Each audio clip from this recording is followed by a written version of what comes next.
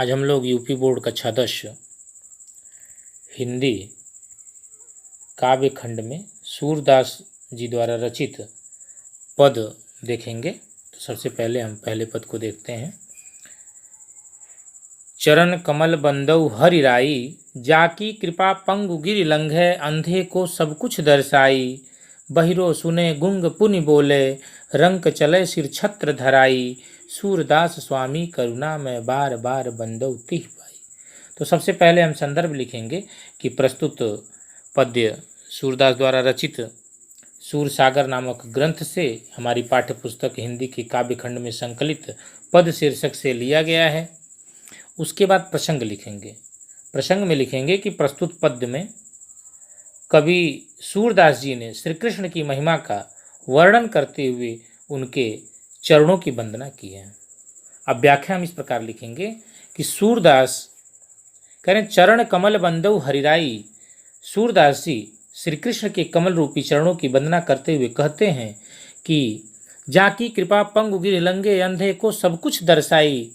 माने इन चरणों का प्रभाव बहुत व्यापक है। इनकी कृपा हो जाने पर लंगड़ा व्यक्ति भी पर्वतों को लांघ जाता है और अंधे को सब कुछ दिखने लगता है। और इन चरणों का प्रभाव इतना है कि बहिरो सुने गुंग पुनि बोले, रंक चले सिर छत्र धराई, कि बहरा व्यक्ति भी सुनने लगता है, गूंगा बोलने लगता है। और किसी दरिद्र व्यक्ति पर यदि भगवान के चरणों की, श्री कृष्ण भगवान के चरणों की कृपा हो जाए तो वह राजा बनकर अपने सिर पर राजछत्र धारण कर लेता है।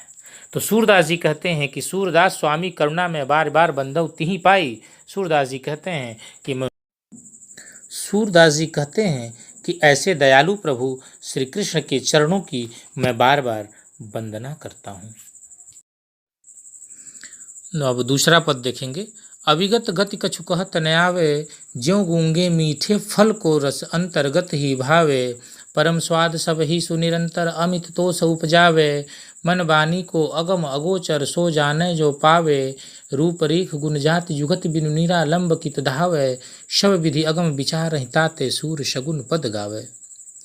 अब इस पद्य में सूरदास जी निर्गुण ब्रह्म की उपासना में कठिनाई बताते हुए सगुण ब्रह्म यानी कृष्ण की लीला के गान को ही श्रेष्ठ बताया है। सूरदास जी कहते हैं कि निर्गुण ब्रह्म का वर्णन करना बड़ा कठिन है। उसकी स्थिति के विषय में कुछ भी नहीं कहा जा सकता। निर्गुण ब्रह्म की उपासना का आनंद किसी भक्त के लिए उसी प्रकार अवर्णनीय है जिस प्रकार गूंगे के लिए मीठे फल का स्वाद। जैसे गूंगा व्यक्ति मीठे फल के स्वाद को कहकर प्रकट नहीं कर सकता, वह मन ही मन उसके आनंद का अनुभव किया करता है, उसी प्रकार निर्गुण ब्रह्म की भक्ति के आनंद का केवल अनुभव किया जा सकता है, उसे वाणी द्वारा प्रकट नहीं किया जा सकता। कहें ना, मन वाणी को अगम अगोचर सो जाने जो पावे।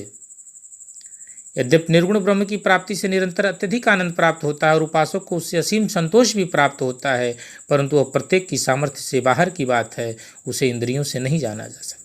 निर्गुण ब्रह्म का न कोई रूप है, न कोई आकृति, न उसकी कोई निश्चित विशेषता है, न जाति है, न वह किसी युक्त से प्राप्त किया जा सकता है। ऐसी स्थिति में भक्त का मन बिना किसी आधार के कहाँ भटकता रहेगा, क्योंकि निर्गुण ब्रह्म सभी प्रकार से पहुँच के बाहर है।